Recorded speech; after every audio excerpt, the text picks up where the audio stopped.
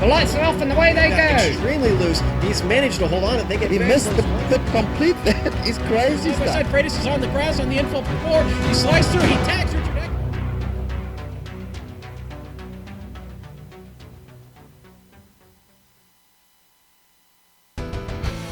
They hail from around the globe, and though separated by oceans, they gather in the virtual world for reasons as varied as their locales. Whether it's a defending champion looking to retain his title, a new and eager hopeful striving for recognition, or a legend prepared to recapture past glory, in the end, the one goal they all share is to win. But when naming a victor, only one driver's name can be etched into the record books. You're watching the Tidal Influence MX-5 World Tour!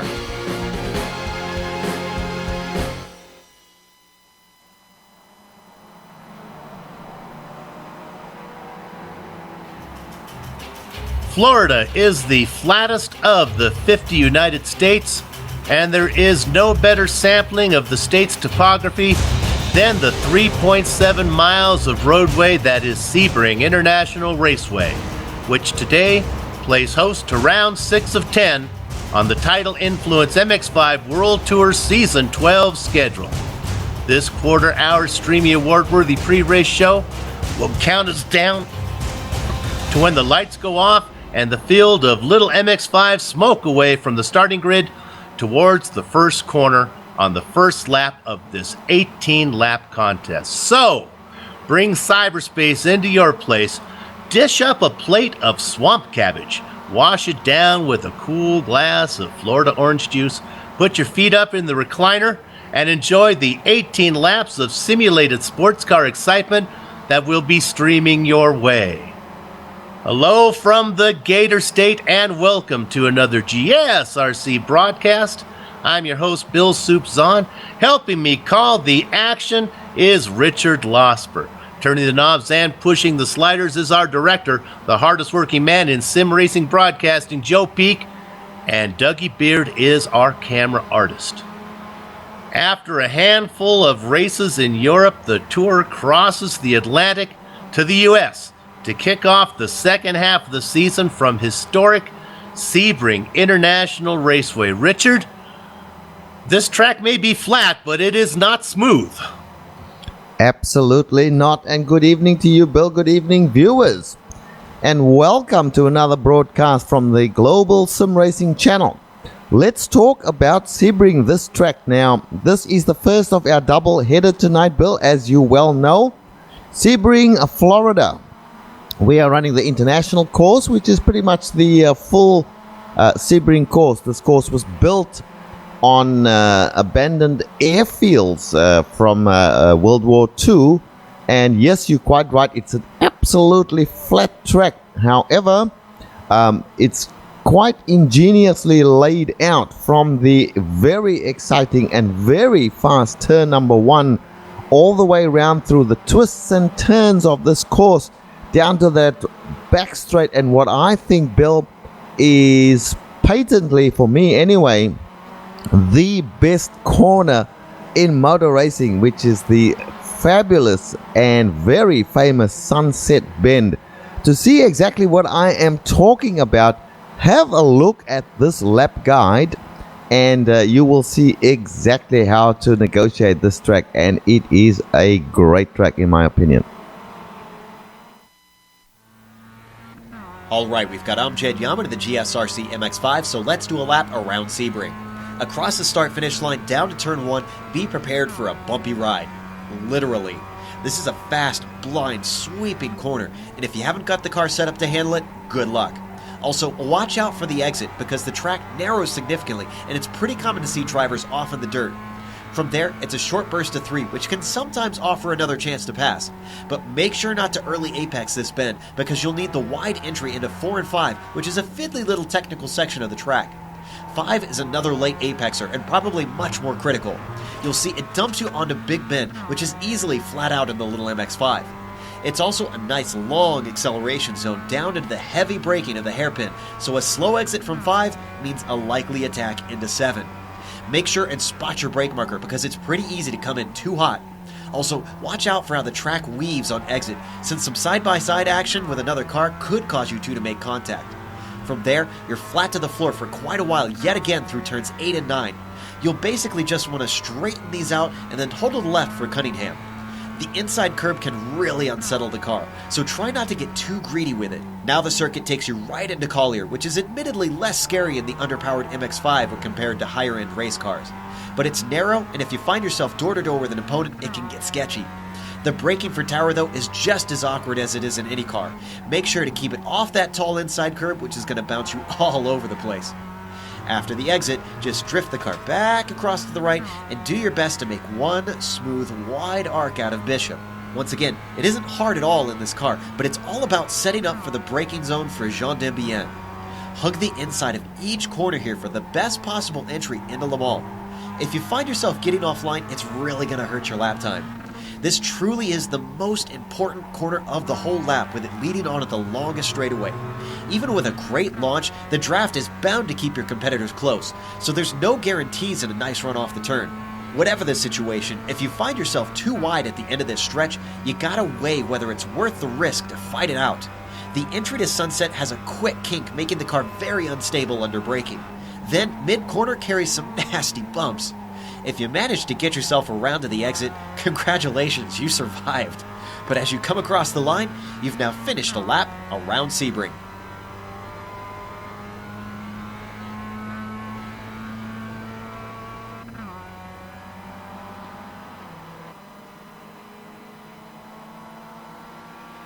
The recorded voice of Joe Peak taking us around Sebring.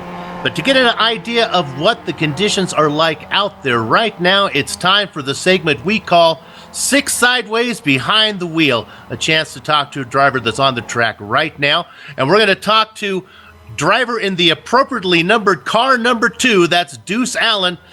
Deuce, you're starting up front today. Do you know that? You're a pole starter. I threw a little strategy at the quick 6 and wondered if it would get me up there, so that's good to know. So, you got because we have some newcomers, you got the fast guys behind you. So right behind you in row 2 are Mora and Katchen. So good luck to you there. Any strategy to start this thing? Early on, I guess just stay clean, and then we'll see how it filters out. If I need to give up a spot, I've been running kind of part-time this season, so I definitely don't want to ruin the race of those chasing a championship, but I do want to compete hard. Richard? Yes, sir. And John, just want to talk briefly about the weather now. You guys practiced and qualified in overcast weather, 26 degrees. You get into the race here, the conditions are totally different, 39 degrees. How do you feel about that? Oh, it's a world of change. It's back up your braking points, be smoother on your inputs, save the tires if you can. If you don't plan to take them in the pits, it's definitely going to come into play, no doubt. Okay, my friend, look, have a good race. You're on pole position. There's no better position than that, and we wish you the best of luck. All right, thanks, guys. John Deuce Allen, you can hear him actually working the wheel there as he was talking to us while he was putting in those warm-up laps. And Behind the Wheel was brought to you by Six Sideways, a full-service motorsports company based in Sebring, Florida, which currently competes in the SCCA Pro Racing Battery Tender Mazda MX-5 Cup Championship. Contact them with your motorsports needs at sixsideways.com. Six Sideways, measure your life in milliseconds. So, Richard, we've looked at what's coming up from the driver's perspective. Let's take the viewers for some perspective of what the series details are today. Certainly, Bill. Well, this is round number 6 of the 10-round competition. And we are racing with the car, the Mazda MX-5, the global MX-5 Mazda. They have open setups with only 30% fuel today, which means at least one stop has to be done to complete the race. Qualifying, which took place earlier, was a 2 laps lone qualifying, which means, of course, each car was by themselves on the track. And with the quick 6 gimmick in effect, they will be having the top 6 drivers inversely gridded based on the average finishing in the championship. So we will read the grid out to you very, very shortly. All races are, of course, a predetermined distance. Today's race is 18 laps around this fantastic Sebring International course. There are no fast repairs. There is luckily no incident cap, so that means, of course, that the drivers can take a few liberties with the track, even though the marshals will be watching to see if anybody is downright abusing the incident cap. There are bonus points to some of the functions in the race, such as qualifying positions, and there is also a qualifiers bonus. There's a clean driver bonus as well. The weather, of course, is dynamic. We spoke about that briefly with John Allen. Very warm conditions out there, so it's going to be quite difficult for the drivers. So that's what we are. One last thing I want to mention is about no show compensations. So drivers are allowed to not enter 3 of the races and yet still get points based on a percentage value of the races. So it's a little complicated to explain here, but drivers can get points for not turning up, which is why sometimes the championship looks a little less than what you would expect. But anyway, that's it. Those are the conditions for this race. Back to you, Bill. Let's get racing. Yeah, instead of the drop races that many series use, they just give you a value for the races that you miss based on what your average is. So it's 90% for the first one you miss, 75, and then 50% for the third one. So if you do well, you get a little better compensation than the other ones. Hey, let's go ahead and bring up the grid right now. We can take our time. One of the special things that we're able to do here on the MX-5 World Tour, because they grid, then take a break and have practice, we can show you what we have. And there you can see that your pole sitter is Deuce Allen. Now, he's your 5th fastest qualifier, but because he hasn't been performing so well, like Juice said, he's only a part-timer, and his average finish haven't been that great. He's going to sit on the pole. Next to him is Robert Hartley, your 2nd fastest qualifier. Then we go back to row 2. Now, here are the guys who've been really doing well in the championship chase. Sergio Mora, and then outside of him, your points leader, Sonny Ketchen. Now, you may be wondering, why Sonny in row 2? Well, because the way the quick says is if you're a first-timer, you're going to grid behind all those guys who've been putting in the time. That's why you look down there and you see the 4th and 6th fastest qualifier, Sayandra, and Sam McAleer, former champion, season 3, back with us starting in the 3rd row. Richard? Yes, let's get the rest of the rows coming up. We've got waiting for the information. Here we go. So row number 4 will be Tom Rajay and Carlos Torres. Row number 5 will be Billy Bob Wright and Michelle Van Dyke. Actually, it should be the other way around, the right-hand side first. So row number 6 is Tomas Zabo and Tuan Tran. That's positions 11 and 12. And row number 7, Bill, we have rookie Jeroen Jonkers and Benjamin Nelson. Row number 7, that's positions 13 and 14. Yeah, unfortunately, this grid is laid out for if the first turn was a right-hander. These guys will actually be gridding in mirrored image of this because the first turn here at Sebring is a left-hander. So we got to get Andy and Jackson, the guys in the art department, to get that fixed up for us there. All right. In row number 8 there, it's Derek Holland. He's a veteran. You see that he's got 45 starts under his belt. He's going to be starting next to a rookie here, Mark King. Row number 9, we have Kieran Mott. Now, he's coming back. He hasn't been with us for a long time. He's the English driver. Good to see him back. We haven't seen him since maybe season 2 or 3. Nice to see him back.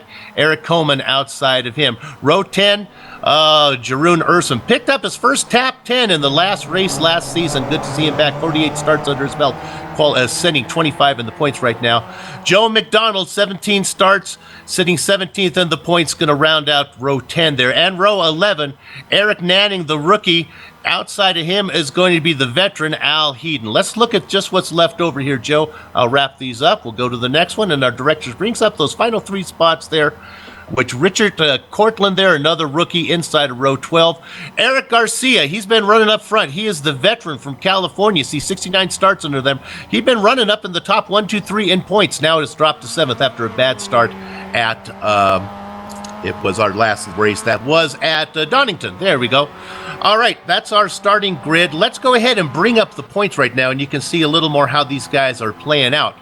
Now, cemented in the bookend positions are Sonny Ketchen in 1st and David Hampson in 10th. For Ketchen, his 4-race win streak continues, and he's won 9 out of his last 10.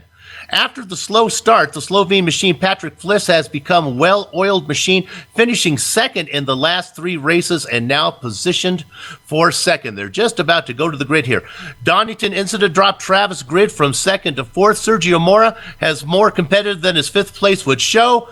And then you can see the rest of those drivers all the way back. Look at all the switching that is going on, all those red and green arrows in between second and 9th. Okay, they are gridding up right now, boys and girls. Let's go ahead and wait for everyone.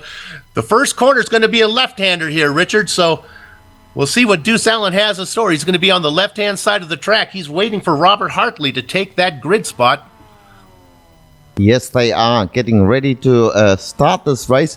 So your first row of the grid, John Allen and Robert Hartley, they'll be side by side going into turn number 1.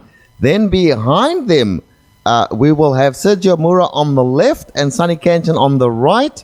So that's another interesting combination. Very fast, guys, as we see them getting ready to start. The lights are red. Back to you, Bill. 23 names on the grid today. Rather a small one for the MX-5 World Tour. A great jump from that yellow machine of Robert Hartley. Look for him to get the move. My goodness, he had the Christmas tree timed, and he's on the outside now of Deuce Allen. Hartley going to try to close the door into turn 1, and I think he's going to get it done. Dropping up into 3rd position now is the number 99 machine. That is Moran on the outside of him. Well, sure enough, that's Syandra making a run. Yes, and we're keeping our eyes on Syandra. He hasn't done many of the races here this season, but he is fast. I think Sy's going to get a slowdown penalty there. I think he cut the course. Let's see what happens. Boy, he's bumping right now with McAleer. And now Andrew spins. Things did not go well for Sy in the first lap. I think he had a slowdown penalty, then a bump with McAleer, and the driver who started 6th overall is now into the wall and probably ending his day. Yes, and Bill, I was going to say that Syandra, well known to us as being a hard charger, not scared to take his chances in any particular corner. And often it doesn't pay off, and we've just seen that it did not pay off for him. So he's way back now, and let's go back to the front where indeed our leader is in fact Robert Hartley now, with John Allen just shadowing him at the moment. Then Sergio Mura in 3rd place, Sonny Kanchan in 4th place. So your 2nd row and your 1st row is still intact, even though there's been a position change up front, Bill. It looks pretty clean. Other than the Andrew incident, I believe everybody else has got through. There's a little bumping in the back, a little love kissing going on back there, love taps, but everything seems to be going okay right now. It is Robert Hartley. Now, he's Rookie of the Year from last season. Certainly a very qualified driver to be out there in front, running right ahead of Deuce Allen. Like Richard said, Sergio Mora. Now, Sonny Kanchan, your champion, he started on the outside of row 2, and he got passed by Andrew, and he dropped back a little bit. And now McAleer making a move on it. Let's see if Sam, the Scottish driver, there's 2 former champions going at it. Sonny Kanchan, the champion of season 11, McAleer from season 3. A lead change up front. Deuce Allen has taken the lead. He's gotten around Hartley. Hartley now being challenged as they work through Sunset. He's challenged. He has a little bit more momentum coming out of there, Richard. That's more on the outside of him right now. That's correct. So things are very, very torrid up front there, but we just had an attempted pass by Tomas Zabo on Tom Rache just a little further back there. That has also settled down, and Tomas is running back there in 9th place, and Tom Rache in 8th place. Ahead of them, we have 2 stalwarts of the series. Driver off. It is Sonny Kanchan has gone off. He got bumped, I believe. I think it was the former champion, Sam McAleer, got into him. Dear, oh dear. And more incidents for Sonny Kanchan. There was another incident with him now, and car number 14 as well. Yeah, that was Kieran Mott, another English driver this time. As Sonny came onto the track, he got into it with Mott. Sonny still has not got a lot of damage, but he's dropping back. There we see it right there. That's Mott. Welcome back to the series, Kieran. Yeah, so 2 incidents there as we see it on replay. The first incident, Bill, let's have we got the first incident up there? Yeah, we got it. He got into it with McAleer and then with Mont. So finally, the horseshoe that has been in Sonny's pocket has fallen out right now. Yeah, Bill. Look at this battle now that we're watching. This is Mora here in a battle with McAleer and Hartley. Mora has taken over. Am I correct? Is Mora? No, I'm sorry. Pulling away is Deuce Allen. Mora's taken over second place. All this battling now, when we lost Ketchen, has allowed the Deuce to get way out in front. That is correct. And he's being followed by well, actually, Hartley must have something desperately wrong with Hartley, because he has fallen back at the moment, Robert Hartley, to fifth place, I'm seeing. So he must have got a slowdown or got involved with traffic there. Carlos Torres is ahead of him at the moment, Bill, as they go down the back straight. We got Carlos Torres ahead of him. Sam McAleer also ahead of him. Sam McAleer now battling there with Sergio Mura through Sunset Bend. Sam McAleer's on a mission here, Bill. Absolutely. It's been away for a while, but he is a former champion. I think he might have put it in the wall out of Sunset. Lord, I've done that more times. Yeah, he brushed it, and that's going to give more of the momentum. I think he's going to get it into turn one. Yes, Sam McAleer, calm down, buddy. We need you to finish the race. You're just back from a long time. People were asking him in the chat, Bill, did they let you out of prison to come and race? For those who don't know, Sam is the younger brother of Stephen McAleer, who races in the Real World Conti Series. Yes, and we will talk about that sometime when we have some time, Bill. There are a lot of racers that are in the sim racing with us here who are racing in real life. But let's get back to the racing here. John Deuce Allen, a very, very good break on second place, which is Sergio Mura right now. And then in third place, we have Sam McAleer. Fourth place is now being held down by Carlos Torres, and then Robert Hartley, and then the rest following Michelle Van Dijk. Tomas Zaba's moved up, Tom Rajas moved up. So let's just go and find out where our championship leader, Sonny Canton, is, and it looks like he is way down there in 17th position at the moment with a damaged car, Bill. A little bit of tragedy has struck for our championship leader. So you have the leader out there in front, then a 5-car train behind him. Let's run this train that's behind them, starting with Zabel running, I believe, in 7th position. You can see right there. Now, he's in a train that is the Bay State Hammer, Tom Ratchey, right behind him. Billy Bob Wright, nice to see him doing so well in the X-Lax machine, running right behind him. Then a little bit farther back, look at Tuan Tran. He's our absolute beginner league cross-pollinator here, running in the Mama Jean racing machine.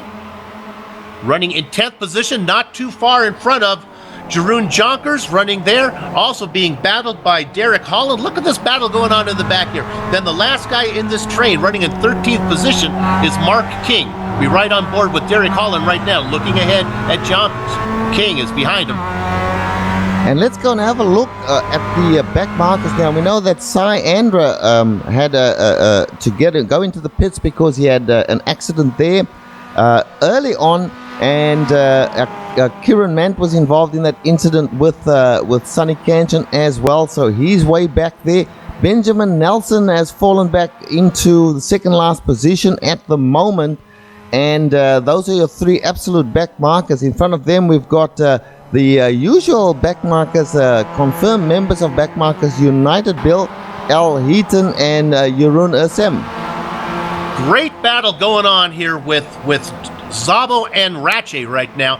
This is a battle for 7th as we look there at Cortland. And Joseph, good to see Joseph Arrow. We didn't call him in the grid. Look at Ratche. He's in that maize-colored car there. That's that beer sponsorship that only Richard can pronounce. He's chasing the Hungarian driver of Zabo. This should be a fun battle here to keep an eye on. Yes, but do keep in mind that these are teammates for Asbury Motorsports.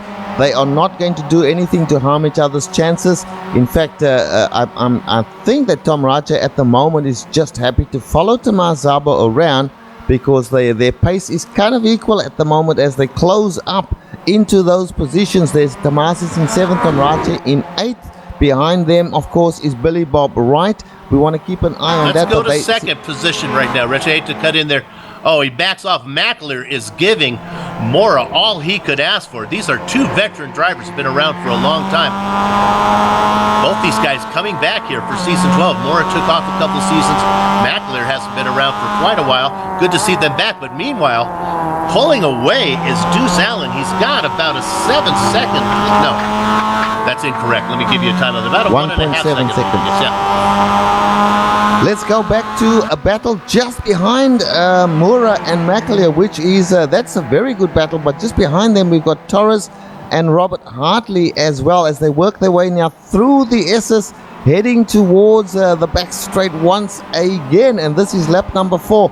Bear in mind, folks, there's a pit stop to come, as we see Robert Hartley just being challenged there by Michel van Dijk, who's come into the picture as well. And then it's a long way back to Tamar Zabo, so just stopping at Michel van Dijk in the 6th place position. We've got a train of cars there, Bill, that is at least 4 cars long. And then, of course, John Deuce Allen out in front at the moment by 1.6 seconds. So Sergio Mura just chopping that lead back just very slightly by 1/10.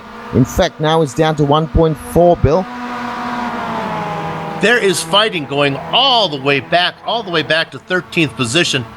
We'll try to cover as much as we can. I kind of wish I was at the racetrack right now, because my head would be on a swivel with my binoculars, watching the battle going all the way around. The only person really not in a battle is your leader, John Deuce Allen, who's happy out in front right now. But I think what's going to happen, it looks like Mora and McAleer have decided to knock it off for a little bit and maybe see if they can run down the leader, and then they can have a little more fun again.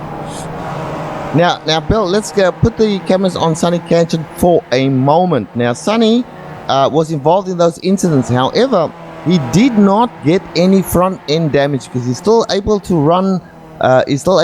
2 minutes 29 seconds, which is quite respectable in this weather. He's out there by himself at the moment, Sonny Kanchan, in 14th position. So a long way back, but he can see drivers ahead of him. There's a little train ahead of him. I will, if his car is still, in good condition, I expect him to be able to move into the top 10 before the end of this race, Bill. Let's jump up to the leader of the second train right now. You see it right there, Zabo and Ratchi. Ratchi is all over the Hungarian driver, looking for somewhere to go. Ratchi in the maize-colored car, Zabo out in front in the black and white machine. Remember, this is the train. Richard was just talking about Sonny Kanchan. Well, this is the train that's just ahead of him.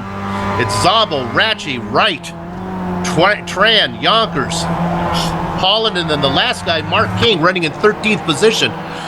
Right now, King's happy running in 13th, because not far behind, here he comes, Sonny Kanchan. And once Sonny gets there, then he'll be able to work on these guys.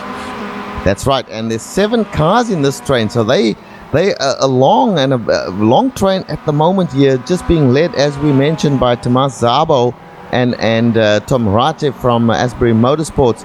But Sonny Kanchan is not too far behind this train at the moment. He's cutting the lead of this train back quite significantly as the laps count down. Now we've got 18 laps in this race. We're only on lap number 5, Bill, so plenty of time for Sonny Kanchan to catch this train, and 7 guys that he will have in his sights. Can he take them all before the pit stops? One has to wonder. Sonny Kanchan is that good that I would not be surprised if he can do it. Let's jump back up to the lead, because sure enough, once Mora and McAleer stopped all their nonsense that they were doing they were able to run down Deuce. So the Buckeye Bullet out there, Deuce Allen, trying to stay in front of Sergio Mora. And meanwhile, Bill, Michel van Dijk has gotten by Robert Hartley. Robert Hartley, not without his problems here today. I have a feeling the weather might have something to do with that. But Michel van Dijk running the race of his life, and he spins his car a self-spin heading in towards Big Ben there, Bill, and he loses that position. Michel van Dijk, we might be able to get that on replay. As we watch it on replay, the good news is he's going to get it back on the track before that train of 7 comes behind him. Here we ride on board with Michel right here. Look at him, saw on the wheel. That's a real tank slapper there, but he does a good job of keeping it straight. Gosh, Bill, that was a commentator's curse if I ever saw one. We just came to Michel van Dijk, and I was just saying what a great job he was doing, and he spins the car right into Big Ben there. So that is a tough corner. but Robert Hartley did not make contact with him. Robert Hartley was able to cleanly pass him while he was spinning, and Robert Hartley now is in the fifth position, and he has a little way to go to the top 4 there, but they're not that far away from Robert Hartley. Then they are indeed John Deuce Allen, Sergio Mura, Sam McAleer. What a great comeback from Sam McAleer. Let's look at Carlos McAleer Torres. right now. McAleer's actually bumping Mora, trying to get him up to Deuce Allen right now. We've covered all the action from 1st to 13th. We'll get back to those guys a little farther back in a minute. Right now, with the action up front, we have a 4-car battle up front, and then that train of 13 back there behind, train of 7 behind him. Carlos Torres is the last car you see, 1, 2, 3 there in that gray machine, the Colombian driver. Then you see the yellow car in that long Dougie Beard camera shot there. That's the yellow car of Hartley, and then Van Dyke in the very back. But watch up front, Allen, Mora, and McAleer. Couldn't be much closer than that as they work their way through sunset. Yeah, now, yeah, we had a sort of a semi-challenge for the lead. Look at now the it run becomes that a real challenge. Bill, Mora- McAleer and Mora on the inside of John Deuce Allen heading towards turn number 1. That very fast left-hander. Where is Allen? What will he do? He is resigning himself to dropping back into 3rd position there, Bill. Wise choice there from John Allen. Couldn't hold these two off, who were storming the castle, so to speak. And now they're in 1st and 2nd position. Mura in charge of this race at the moment.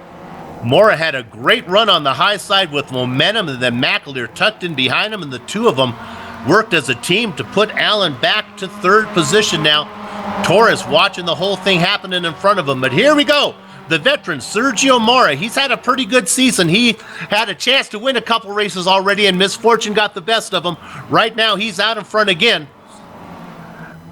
And Bill, let's get back to that long train there. Sonny Cantion just about caught up there with the train. He's not that far behind Mark King at the moment. He'll be with them in the next lap, and then the fun will start to see if he can make up positions. In fact, he's right with them as we speak. In front of Sonny, we got Mark King, Jeroen Jonkers, Derek Holland, Tuan Tran, and so on and so forth. But meanwhile, let's just turn back the cameras back onto Carlos Torres.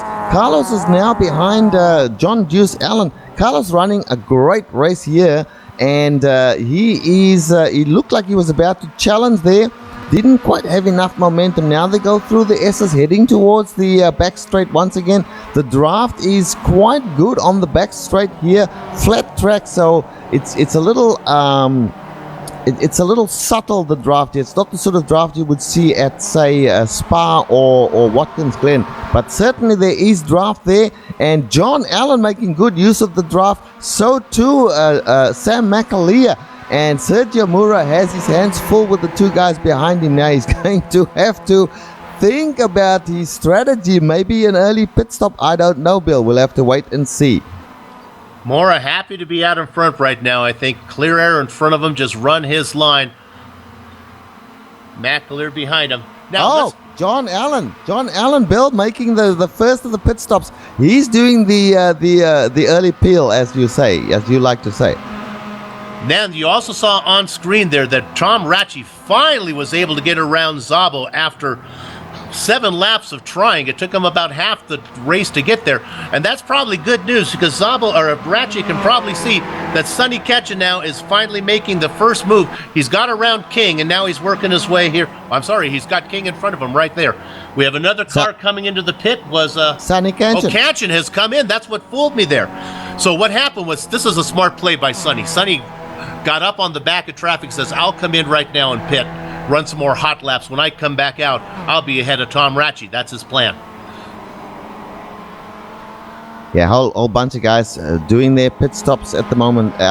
John Allen, the first to come in, is the first out, of course. Sonny Cantion coming out of the pits as well. Now, Sonny is known for his lightning fast pit stops, and Bill always thinks he hasn't taken enough fuel, but so far in every race he's taken enough fuel. Will that be the case today?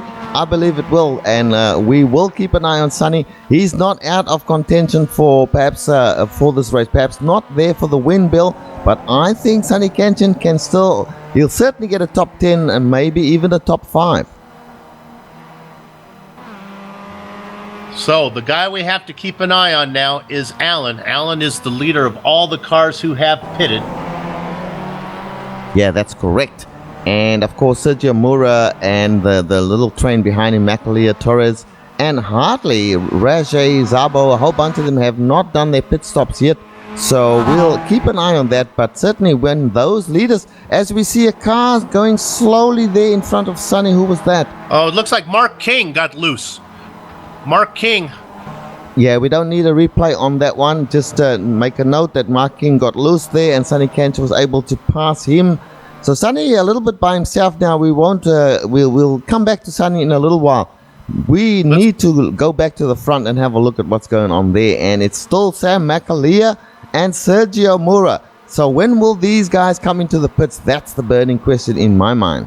McAleer happy to do the pushing right now. He's been bump drafting Mora all the way down the Ullman Straight. Let's see if they stay out for a while. Looks like Sam is going to come in. Mora's going to stay out one more time. I always worry when Mora stays out. Pit strategy is not his forte. Once again, he uses those kids that aren't very good. He's a physical education teacher in Portugal. He gets the guys that don't like to climb the rope to come in and help him do the math, to do this strategy in pit stops. We'll see if it works for him this time. He's out there in front. He's one of the last cars to pit. Now, what we'll want to do is we'll follow McAleer and see how he comes out in relationship with Alan. Alan working his way just through Sunset right now. Yeah, and someone else who stayed out there is Robert Hartley. So Mura and Hartley, and a few others as well, Raja and Zabo, etc. Okay, McAleer rolling, McAleer, and it looks like Torres has got out in front of him. Let's see if Alan can jump them all. Looking for Alan right now. It's going to be close. Now, Torres just coming out. Here comes Alan. Yes. He's side by side with McAleer, the guy who's going to benefit, who comes out the best of this, although Alan isn't done yet. Alan fighting. Torres out in front of these guys. Alan and McAleer bump. They're trading paint. And it looks like Alan is going to be able to close the door with a little bit of elbow grease. And McAleer drops into fourth, but the big winner on the pit stops, did he take enough fuel, is the Colombian driver Carlos Torres. Remember, he was trailing these guys. Maybe he was saving the whole time. Yeah, well, he's out there. Then behind him is John Allen, who was our first person to do the pit stops. John Allen on a mission at the moment, having a look at Torres as they go into the hairpin there, and can't get it done right there. He's got to keep it half an eye on Sam McAleer as well behind him. So he's in a bit of a sandwich there, but at this point in time, just happy to follow Torres around.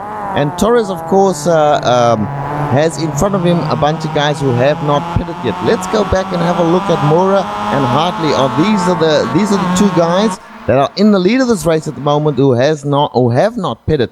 And Mora got a handy lead on Hartley. Will Mora come in now? We are on lap number 9 at the halfway point.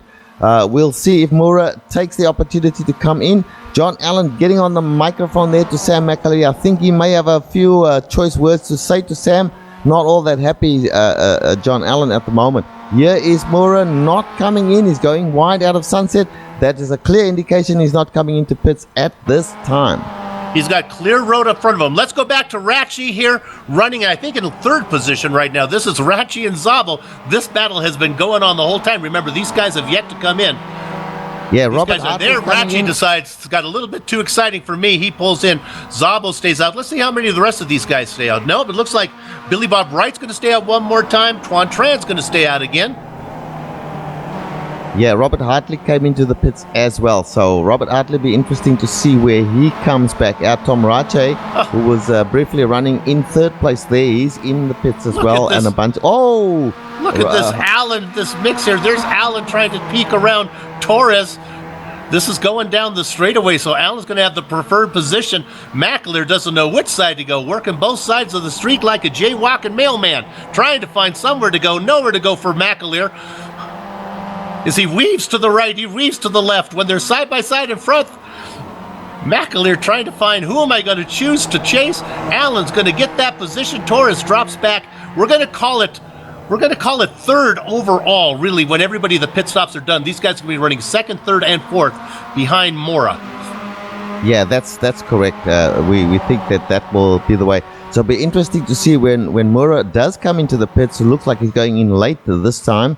We'll see where he comes out. There's Torres having a look at John Allen, decides the better of it. There's a slower car in front of them as well with some damage. Torres thought about it. He's still thinking about it. Sam McAleer just feeding his face with some popcorn, watching what's going on at the moment here.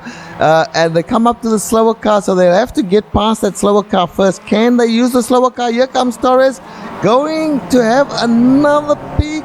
Sam McAleer looking to just take any advantage there. Let me see who that car is. So we've got that's Eric Nanning, and I don't think, that's a battle for position. I don't think Nanning has actually pitted yet. Am I correct on this? If we look at that, yeah. So Nanning's not being shown a blue flag. As far as he knows, he's racing for position. Right now, he's being freight trained. I guess he did realize what was going on there after a while. I think that he gave that up, and so he should as well. These guys were coming through at a rate of knots. Now, keep an eye on Carlos Torres, Bill, and at this point in time, Sam McAleer. Sam just getting into the back of Carlos Torres there as they go to the right-hander onto the back straight. Now, can Torres get enough momentum to make a pass or attempt a pass on?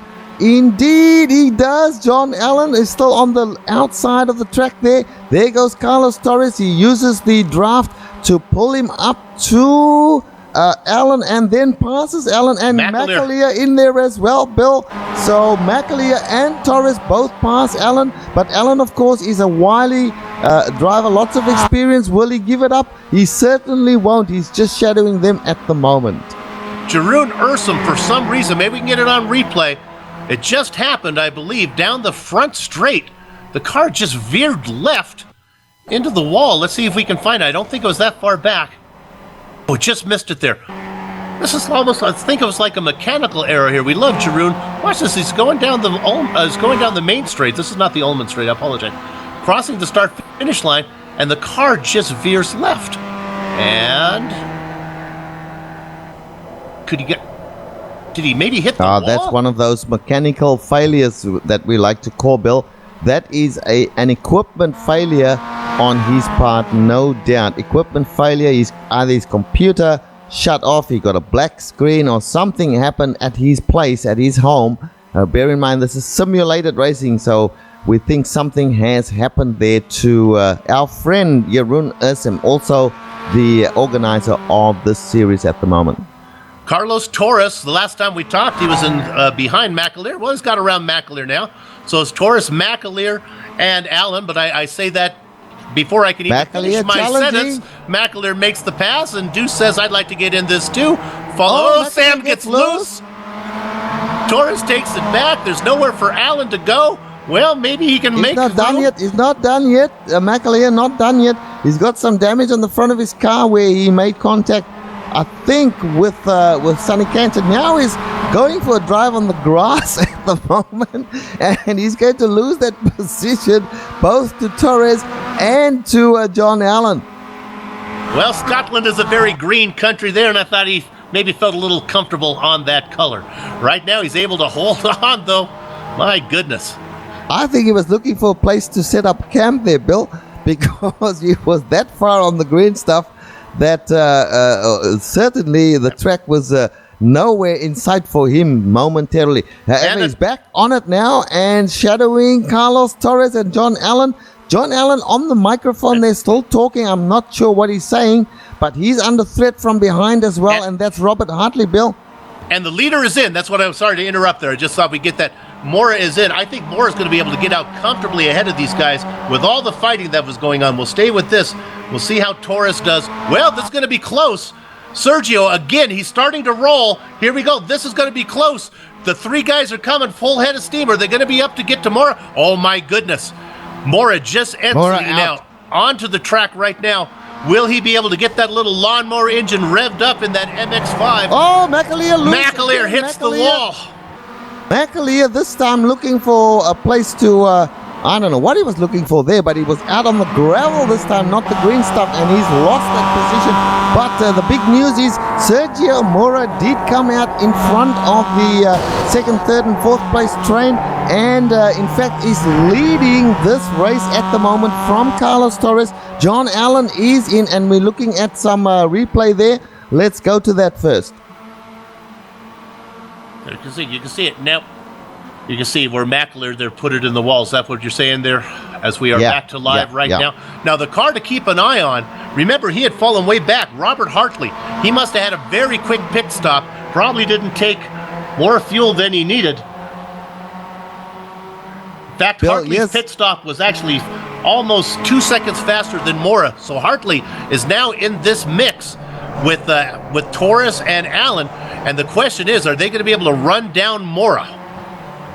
That is indeed the question. So Sergio Mora is leading this race, but I want to go back to position number 7. Have a look at position 7. Sonny Kanchan in the top 10. Pit stops done and dusted. He is in 7th position. He's 14 seconds just about away from Sergio Mora. So he's not going to have enough to win a race here today. But let me tell you, he's got a top 10 finish. And from here on, it's going to be tough because he's got Michel van Dijk in front of him, and that's a whole 5 seconds in front of him. So this might be where he finishes. But Sonny, well done. That is a creditable finish based on what happened to you very early on in the race. Let me just finish that story a little bit as we work right now on Deuce Allen. We can stay on this battle. I'll just talk over it here. Remember, he was coming up behind that train of 7, what we called it. Well, now he's in front of Ratchie. He's in front of Zabel, Tran. All those guys that were racing together. Holland, Billy Bob Wright, remember, was in that. Yonkers was in that. So he came in, when he got up behind him, Kanchan came in, took his pit stop, and by the time it was all said and done, he passed him without having to do it on the track right now. As we continue to look at, there's Robert Hartley in that yellow machine. Remember, he started up on the front row, and now he is back in the hunt. That 4-car battle for second. And let's give a little bit of screen time to some of the back markers here. Joseph Aero just coming into the pits now. He's just about the last person to make a pit stop. He was briefly in 11th position there. Joseph Aero in the number 46 machine coming into the pits for his pit stop. And that'll cycle him back out towards the rear of the field. Jeroen Ursum sitting in the pits there still, unfortunately. So a little bit of screen time there for Joseph Aero, one of our veterans of the series, Bill. And let's go ahead and pay some bills here as we'll do our Eagle Nest Tavern back marker 60-second salute. And Richard, promise me you'll pipe up here if we have some action up front. I doubt if I'm going to get very far. We're going to start with the last car racing right now. Still on the lead lap. It's the guy from Alabama, Benjamin Nelson, running in 22nd position out there in the Planet Express machine. Just ahead of him, we saw him running up front for a while, is Mark King. He's the rookie. He came into some trouble and now has fallen back into 21st. We haven't heard much from Al Heaton in the Heaton Bake car. He's got to get a partner, somebody named Baker. If he can get over that, Baker and Heaton running together in the Heaton Bake. Maybe coming up to get Baker to run with him in the Conti series that we're going to cover later. Move up to the next position. In 19th position, it's Eric Coleman. We haven't heard much of him. Having a quiet race in 19th. It's Joseph Aero. There's our Italian driver. I think he's got about 120 starts under his belt now. Been here since the very first season, one of the only drivers to race in every season. Eric, there we go. Now Eric Coleman running in 18th position. I got a little bit out of order. Let's go up one position from that. Is that going to put us up? Yay, welcome back Kieran Mont, the English driver. Good to see him back with us, race back in the early stages of the MX-5 World Tour. Up to 16th position. There's another rookie, Richard Cortland, running there in 16th. Move up again, and we look at Joe McDonald. Joe McDonald in a little bit of a battle right now, I believe, right in front of him. That's a battle for position with Eric Nanning. These are two guys. McDonald was with us last season. I believe he might have been. I think he's your Ironman champion from last season. I could be wrong on that one, but battling with Nanning right now in 14th. And then we get up to some of the drivers we've been looking at. Jeroen Jonkers, remember he was in that 7-car train. Derek Holland running up there. Running in 12th position. That's a nice run from him. Keep an eye on that one. He's in that battle with Billy Bob Wright. Remember Holland and Wright were both in there. Billy Bob in that X-Lac machine, he's been running about 12th the whole time. We'll run it all the way up to your top 10.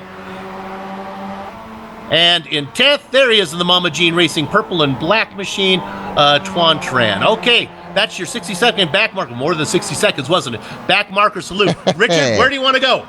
Okay, I'm going to the front. So we have Sergio Mura leading now by 4.2 seconds over John Deuce Allen, who made a pass on Carlos Torres, who is in third place at the moment as he gets yet another little wake up from Sam McAleer. That's about the third time that Sam McAleer has given him a little tap in the rear. Nothing too harsh there, probably not even enough to upset the car, but certainly just to tell Carlos that he's there. John Allen overtook Carlos Torres. Carlos still having a look at John Allen, that is, to try and see if he can recover that position, that second position. These three cars are fighting for, Bill. And then just behind them, we've got Robert Hartley, who's not far off the action. I get the feeling that Robert is deliberately staying back a few car lengths to react if something nasty happens in front of him. Best battle on the track right now is the one we are watching for second, third, fourth, and fifth. Allen, Torres, McAleer, and Hartley. The other one we're going to keep an eye on, and maybe, Director, we can cut away real quick, is back to 12th position. There's a nice little battle going on here with Billy Bob Wright and Derek Holland, so we'll watch that one as well. Those guys are fighting. Those are really probably your best battles on the track right now. That one for 12th, not as significant as the one up front. And honestly, if I had to guess which one was going to end in tears, it's not going to be this one. It's both Billy Bob Wright and Derek Holland. Pretty respectful drivers between the two of them. Let's go up to second position, though. Here comes Torres on the inside of Allen. He gets a great run, and sure enough, he gets the pass done. Allen way stuck up on the high side. Now here comes the Scottish driver. McAleer ducks on the inside of Sunset as well. The sun, it may be sunset, but right now it's shining on McAleer as he's worked his way up to third position. Watching the whole thing back there in that yellow machine is Hartley, but the big loser there was Deuce Allen, who now McAleer trying to go on the outside. This isn't going to work. Sam, can you make turn one? No, maybe he's going to try a little dipsy-do. Watch up there, that Scottish driver again, working all over. Allen on the inside of McAleer as they head down towards the left-hander before Big Ben. They're going in side by side, Bill. They've done this before, and John Allen not afraid to put his car there. Sam McAleer gives him a little touch. Nothing to worry about there, but doesn't get the job done. Sam McAleer holding on, Bill. Oh my, I was wondering, McAleer trying to find ways around that I didn't know you could actually do. So right now it's the Colombian driver Carlos Torres in front of the Scottish driver of Sam McAleer. Then the Buckeye Bullet from Ohio, John Deuce Allen, and then from South Carolina, Robert Hartley. Now, spare a thought for Robert Hartley. What do you do when the battle is so fierce in front of you? Three cars, you're only a couple of car lengths off the battle here, but you're too afraid to put your nose in because that is just going to be a fourth nose, and you could get that nose chopped right off if you try too hard. So, he knows the score, does Robert Hartley. He's raced with John Allen. He's raced with Carlos Torres before. He has not raced all that much with Sam McAleer. He's looking at Sam McAleer. We know Sam McAleer has lots of intestinal fortitude, also known as guts. So, Bill, if anybody is going to either win this battle of the second place or come to grief, it's going to be Sam McAleer. I think the guy in the best position to finish second right now might be the yellow car of Robert Hartley. These guys are really taking no prisoners up there. That is correct. Both, you know, we've been around this long enough. Both Torres and McAleer will give no room. These guys are probably two of the hardest drivers you're going to find. Clean, but hard right now. And look at Torres be defensive through Sunset, making McAleer look on the high side. I always get worried by John Allen. He goes so wide into Sunset Bend. Now he's looking for three a wide, I think, boys and girls. Wide. Come on there, Robert. Make it 4 wide, man. Hartley, pick somebody, pick a lane. Robert says, I think I'll get in behind Deuce. That looks like the winning. Kind of like picking the aisle at the supermarket. Which one's going to go fastest? And it's still 3 wide. Allen probably not in the best position right now. They got to get this sorted out. This isn't going to work very well. And there goes Torres into the alfalfa. Through the cones. He gets it around. He's going to not hit the wall, but he's going to get out of this mix. Woohoo! And John Allen was... John Allen, let's get a replay. He was determined, absolutely determined to overtake Torres. There was no room on the outside. Have a look. There's no room there. Then eventually, I'm not sure whether Torres got loose. I'm going to say Torres got a little loose there. Maybe he got a tap from John. But certainly, John Allen managed to recover and Torres did not. Allen was on the outside, gave Torres a little tap on Torres' right rear. That got Torres loose. Then Allen almost lost it as well as he came across the track. Oh, okay, give another box of popcorn to Hartley because that was worth the price of admission right there. Oh, absolutely. And, we'll have to see what the IRT has to say about that. But that was hard racing. And Torres was giving as good as he was getting in previous laps. So I'm going to call that a racing incident from where I'm sitting. But now we are down to Sam McAleer, second place. Third place, John Deuce Allen. And then fourth place with Robert Hartley. Robert Hartley's job perhaps just a little easier right now as they go towards the S's here. Robert Hartley planning his move. This is lap number 16, Bill. So not a lot of laps left for Hartley to make his move. Now they go onto the back straight. McAleer a little bit wide there. This might be an opportunity for Robert Hartley. Will he go to the inside? He's got the draft at the moment. They're halfway down the straight. He goes to the inside. Gonna make his move on, at least on. And there's a cover from McAleer. Actually, a little bit of a block there. Yeah, not liking that one. The only thing in his defense was Hartley was actually one car back. I don't know if he can block from a spot up, but it looks like he saw Hartley making the move and he moved over on him. Yeah, he did. We'll let the IRT sort that out. It's really exciting racing though from our perspective. 3 cars, 3 drivers. We have turn number 1, the most scary turn in racing, and they go through it as if it's just another Sunday afternoon drive, Bill. These are great drivers. I take my hat off to them. They've battled hard. It's lap number 17, second last lap. Robert Hartley, veteran now of the series. Last season he was a rookie. Now he's a veteran. John Allen's had his moments of tribulation. He's had his moments of triumph. He's in second place. Meanwhile, spare a thought for Sergio Mura. He is so happy that these guys are battling here, Bill. He's just rattling off the laps. He's now 8.5 seconds ahead. Let's jump back to 6th position real quick. But second position, Bill. Second position. Hartley's making the move on McAleer. It's all happening here before we go to 6th position.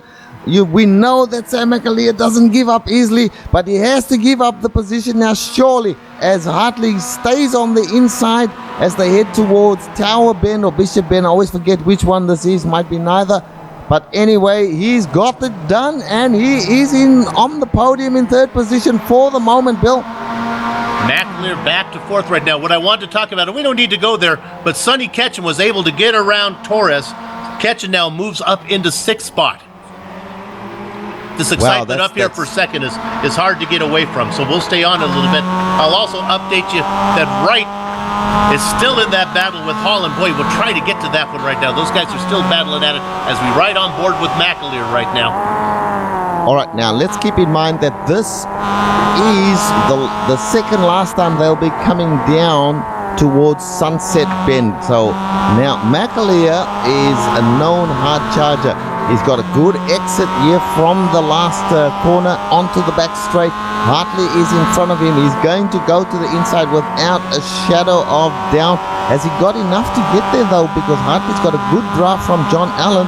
Hartley goes to the inside, Bill. Hartley going to attempt the move on John Allen. He goes narrow, and of course we know that John Allen goes wide. It looks like he's being overtaken, but in fact it is not. He comes back onto the track again. They go down almost too wide down Sunset, the front straight. for the last time. They're on lap number 18, Bill. This is it. All the marbles have to be played now or you're out of the game. Allen gets that spot. McAleer going to try to take the advantage there that Hartley gave, and McAleer's going to get one. He's going to get two. Allen's not going to give up the ghost right now, but I think McAleer's going to be able to close the door. McAleer moves from fourth up into second. Allen trying to do the dipsy-do, the hokey-doke, the hucklebuck underneath, but he can't get it done on McAleer. McAleer a little bit loose. Allen trying to get around. Allen has a run now. Allen tries to get his nose up there. He's got it. He's going to be on the outside, though. I'm not sure if he's going to be able to get this done. Hartley looking for somewhere to go. Hartley thinking about 3 wide, decides that's not a good idea wisely. Allen launching his car into the hairpin there. Doesn't manage to make a move, get the move done, and in fact now loses the position. Here comes Hartley. There another bit of a suspect move there from Mr. McAleer. Now Hartley does have the inside. They head towards the right hander. McAleer doesn't give up. Hartley's got the run though. McAleer has to give that position up. McAleer is behind Robert Hartley at the moment, and Robert Hartley running the perfect race thus far. Only a few more corners to go. They go to the right hander. McAleer is still behind. This is a very tricky corner. They take some of the dirt there, but McAleer will have an opportunity when they get back onto the back straight to try and make his move. Hartley will have to defend there. What will John Deuce Allen do? This is the fight, Bill, for second position. Keep him in mind that we do have Sergio Mura up front and probably just about finishing the race. Straight right now. We'll watch it. And the pretty girl who's late to the party is Michelle Van Dyke now. This becomes a 4-car battle as McAleer and Hartley go side by side. We're watching this. The leader still on Ulman Straight. We don't need to go there yet. We'll pick up the leader when he gets into Sunset. Right now, it's Hartley. We're going to get this on replay no matter what. Here comes Allen, 3 wide as Allen comes to the inside. Meanwhile, our leader will pick up our finish. Our leader comes across. Mora is going to get the victory as he comes across the start-finish line. Let's go back now and pick up the battle for second. Oh, there goes Allen is loose. They get together. McAleer goes into the wall, and it looks like the guy who's going to sneak second position is the pretty girl who came late to the party. It's Michelle Van Dyke. Third position goes to Robert Hartley. Fourth position to John Deuce Allen. McAleer is still trying to get the car across. I guess he's going to come across finally in 7th position, and that's going to give Sonny Ketchen a top 5. Carlos Torres gets 6th. Let's go back quickly and pick up Billy Bob Wright and Holland. It looks like the best of it's going to be Derek Holland gets the best of Billy Bob Wright as Holland comes across the start-finish line, going to finish in, give me the official spot, a 10th position, 11th for Billy Bob Wright. Woo! Unbelievable finish there, Bill. These drivers they put everything into it in that last sunset bend there. And they spun out, indeed, Sam McAleer. Not to blame there. That was John Allen that spun. John Allen put everything into trying to get that second position and nearly did it as well. Just couldn't hold the car there. And then, of course, Sam McAleer had nowhere to go. But hey, Michelle Van Dyke just stayed in it and he picked up a second place. Robert Hartley does get on the podium for a 3rd place. John Allen finishes in 4th. Sonny Kenton from nowhere, from 0 to hero in 5th position, and then a whole bunch of other positions from 6 down to the end of the race. What a race, Bill! What a race! We're watching the leaders the back markers come across right now, finishing up their lap. Everyone on the lead lap. Al Heaton. What we'll do is bookmark that last little incident there, and we'll get it to you when we come back from break. Looking at Mark King coming across in 19th position. He was running up front there for a while. I don't think he's going to be happy with that 19th. He was running with the big boys for a little while. One more spot back, I think. Is he on the lead lap? No, I guess Benjamin Nelson just coming across there right now. Last car on the lead lap, almost 2 minutes behind the leader. My goodness, this is the Global Sim Racing Channel, and we're going to take a short break. When we come back, what we'll do is replay that exciting finish for second position in Sunset Corner, and then we'll run down the entire lineup, do driver interviews and close-up shot. Back in a few.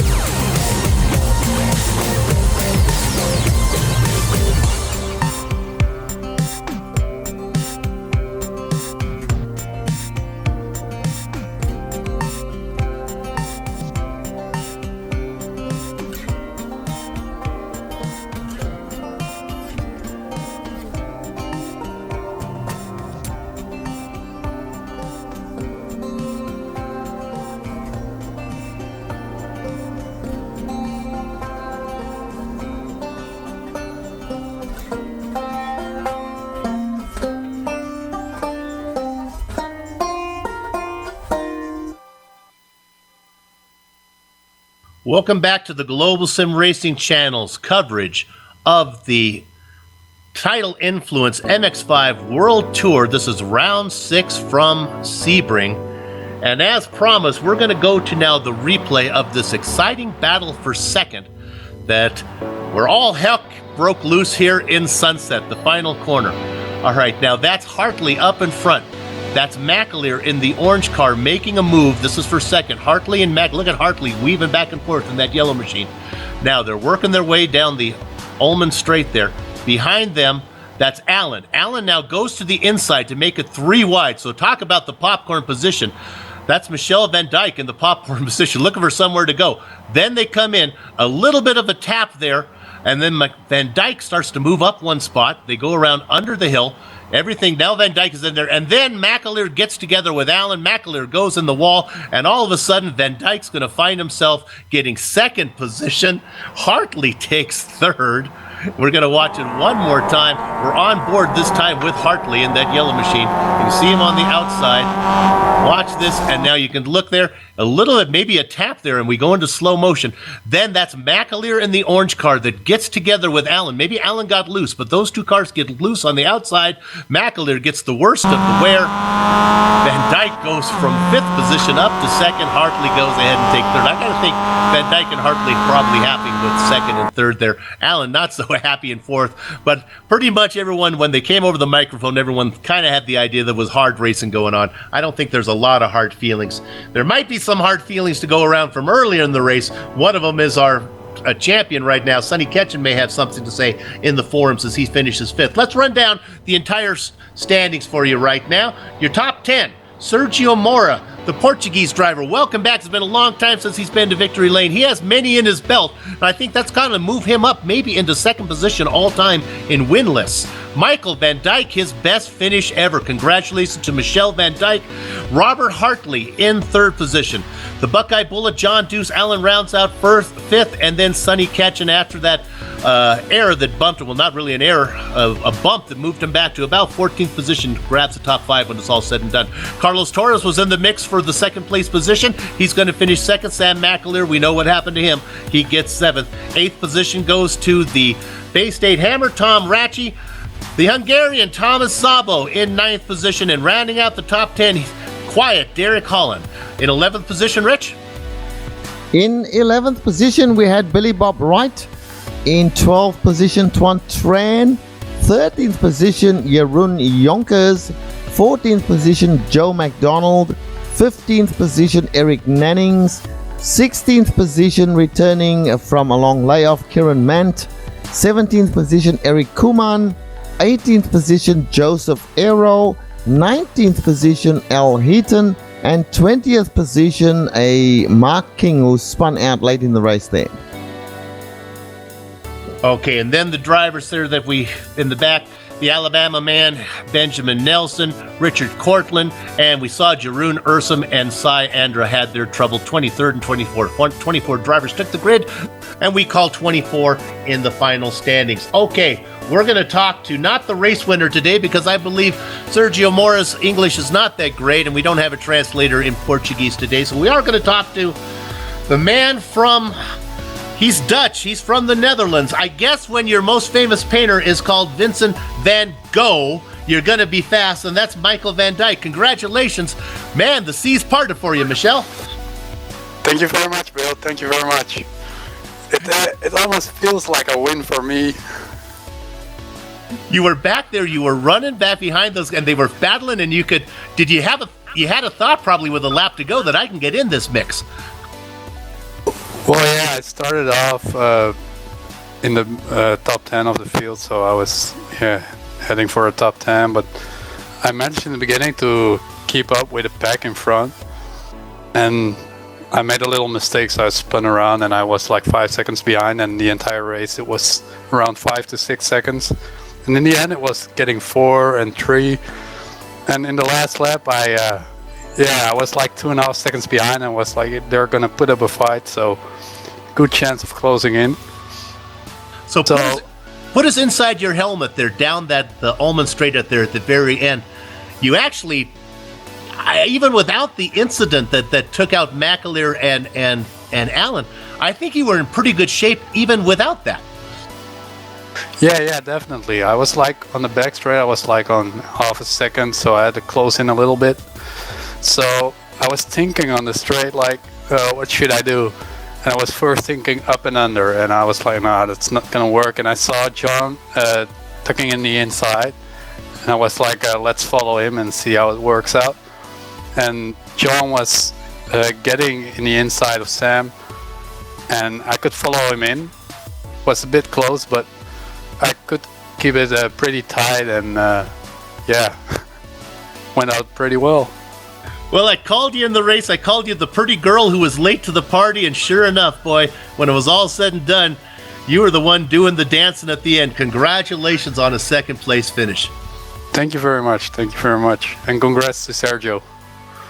Absolutely. I agree totally on that one. He's a deserving winner. Michelle Van Dyke, your second place finisher today. Oh my, let's see. There doesn't look like anyone wants to talk to us today. I'm going to force somebody to talk to us. We're going to bring in Jeroen. Jeroen? Yeah, I see. Go ahead, Rich. Yeah, I see John Allen down in the channel for his Let's talk to Jeroen real quick, who had we tried to cover some of your action there, Jeroen, and then what the heck happened on the straightaway? You just kind of swerved into the wall. Yeah, I don't know what really happened there. I got a little bit bad frame rate and my brain couldn't cope with it for some reason. So it kind of turned off for me, so that was done there. Well, that was too bad. You were having a nice run. I kind of felt like you were racing with your eyes closed, kind of to guess where that first corner was, and you just got a little early. Yeah, that's how I normally drive, but yeah. Well, as series manager, you're going to be happy with what went on up front. A battle of unbelievable intensity between second, third, and fourth. Yeah, somewhere I was very glad that I dropped out of the race, so I could see that finish. Oh my god, that was insane. some great battling going on there. That even included the Colombian driver Carlos Torres was in there as well, and then Michelle Van Dyke steals the second place. I think you got to be happy with what was going on there. Yeah, being Dutch, it was good to see Michel going from 5th to 2nd there. I was cheering as hard as when Lewis Hamilton hit Nico Rosberg in Barcelona. Hey, that's kind of like that. Well, congratulations I can't congratulate you on a good finish, but congratulations on a good series that we're running this season. Yeah. Okay, can I jump in with a question? Sure. Oh. So, Jeroen, I see that you have changed your paint scheme, and your paint scheme now is kind of to do with Viagra. What's that about? Yeah, because I'm having a hard time in this series. I was thinking what will suit it. I think you'll have a harder time with Viagra, but I can't go there. I'll get in trouble. Okay, we're gonna leave that right there. But suffice to say, Jeroen, that you like to put, shall we say, thought-provoking paint schemes on your car. So good on you. Keep doing it, buddy. Yeah, I will. Back to you, Bill. I think I saw John down there. Let me see if I can bring in John Allen. I lost him now. Joe, can you? Yeah, he's ready for interview at the moment, John Allen. Oh, here we go. All right, sorry, Paul. There we go. He's up. He moved on me there. Okay, let's bring John in here. Richard, you want to talk with John? Yep, I want to talk to John. John, you got a copy? I'm here. Hi, guys.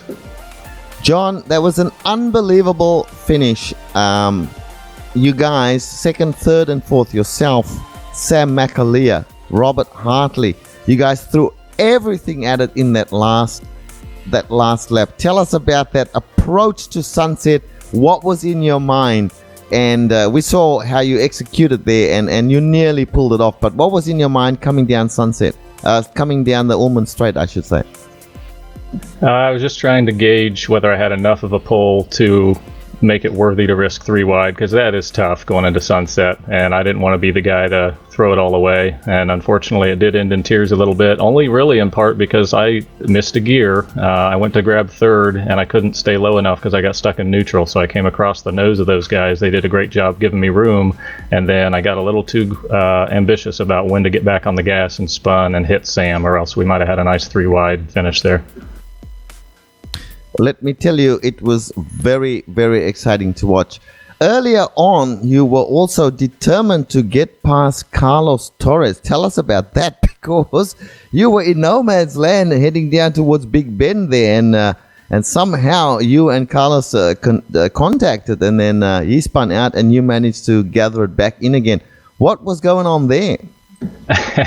Yeah, that was, I felt like that of the three of us, myself or maybe Sam might have a step on Carlos in trying to catch Sergio, because at that point in time there was still hope to get him, and we were all figuring out, is somebody going to take the lead with authority so we can chase him down, or are we just going to have a blast on our own here and let him run away? And we were still figuring that out then, but I was on the outside. I liked the outside there. I can hold it pretty well, and but that kink, I had room when we entered in, but then Carlos was taking a line that kind of made me take the grass to approach the next turn, and I tried to do it, but it got a little hairy. But I think we all came out okay without damage. Yes. All right. Well, look, you finished up fourth, which is a creditable finish. You could have been second. There was no doubt that you had every opportunity in that very last section there, but.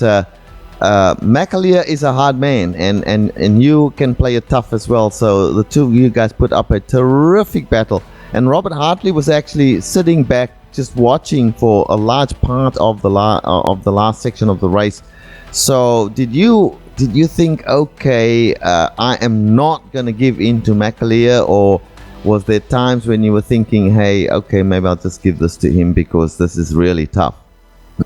We were talking publicly in the moments when Sergio came out of the pits about whether to work together or not, and no decision was made. And so I think at that point we all just decided to put on a show and race hard and see how we could do. And it really was that. That's the most fun I've ever had, not winning.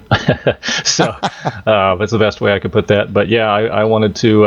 I'll tell you what, Sam, is kind of part time, and I've become that this season too. But every time he and I have raced over now 3 or 4 seasons, I have so much fun racing him. And we came together there at the end, but we talked after. It's all good. We had an absolute blast. Oh, absolutely. And, that what happened there was just hard racing. I don't think anybody can say there was anything malicious that was done there. Bill, ask a question. I got a question for Deuce. Fantastic. Yeah, go ahead. Let me be honest with me now, Deuce. On the early stages, did you have visions that maybe this was going to be an easy win for you there as you were out in front? I did. I saw the gap, and I knew that they were too wide a couple key turns in a row, which took him out of the draft. And Sergio's a mean machine back there, and I thought if I could keep it at 2 seconds, I'd be all right. And I really, for 3, 4, maybe 5 laps, was able to do that. And unfortunately, as soon as I started thinking fuel strategy, I lost my concentration a little bit. Looking at my relative, I made my first mistake at the hairpin there, and that got him back in the draft. And then it was just a matter of time, a lap or two before he closed it all the way up.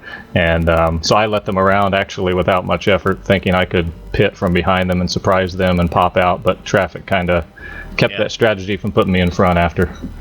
Well, it was a great show you put on. Thanks for always good to have you in the series. You're welcome to race whenever you can. I'm sure Jeroen appreciates you coming in.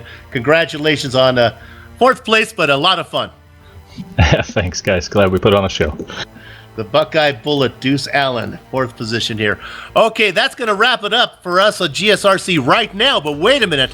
Don't go far away. I'm going to even jump in the script here, because remember, in like a couple hours, we're coming back. You're going to see a lot of these drivers back here, right here at this very same track. The only thing that's going to be different is the sun's going to be a little lower in the sky, and there's going to be some big American muscle cars out there to race with. A multi-class racing coming up in the Continental Endurance Sports Car Challenge. That's going to be in just a little while, so don't go far away. We'd like to thank everybody at the Quality Racing Syndicate for organizing this series and contracting with GSRC to broadcast it. Thanks to Tidal Influence. They're an ecological consulting firm based in Long Beach, California, that restores wetlands, saves and studies endangered species, and educates children about the environment. For more information, go to TidalInfluence.com. Thanks big time to them. They've been with this series for a long time. We appreciate everything they do. And in just 90 minutes drive up from the ocean and 7,000 feet up from the wetlands is the best kept secret in Southern California's San Bernardino Mountains, and that is Green Valley Lake, which happens to be where I am right now. And while visiting, stop in at Eagle Nest Tavern for a hot meal and a cold drink. And just down the road there. Come on in, stop over at my place to fix you a bubbly. Thanks to Six Sideways. They're a full-service motorsports company based in Sebring, Florida, which currently competes in the, here I go, take a deep breath, SCAA Pro Racing Battery Tender Mazda MX-5 Cup Championship. Six Sideways offers race and car build preparations, rentals, transportation, maintenance, trackside support, setup service, driver coaching, marketing, media service, teach you how to boil an egg, race car storage, and more. Contact them with your motorsports needs at sixsideways.com. Thanks to the company's equipment and software that you see on the screen right now that we use on the broadcast. Hey, the original music that you've heard on today's broadcast is thanks to Eric Echolm and Casey Lalonde. See the screen for how to contact them. After a 3-week layoff, the next race for the Tidal Influence MX-5 World Tour is in just 1 week. That'll be November 19th when the tour travels to Mid-Ohio. That should be fun for round 7. And GSRC will be there to bring you all the action. We hope that you tune in. If you'd like to find out more about the Global Sim Racing Channel, including broadcast schedules and archive races, your best bet is globalsimracingchannel.com. We're also on Twitter at GSR Channel, and there's some good tweeting going on over there. Get out to GSR Channel and pipe in with some of the comments and tweets that are going on over there. And on Facebook at Global Sim Racing Channel. And finally, on behalf of my mic mate Richard Losper, our director Joe Peak, and our camera artist Dougie Beard, I'd like to thank all of you right now for watching and sticking with us all the way through the entire broadcast. And with that said, it's time for us to go have fun storming the castle. So until next time, race clean, race hard, and we'll see you on the track.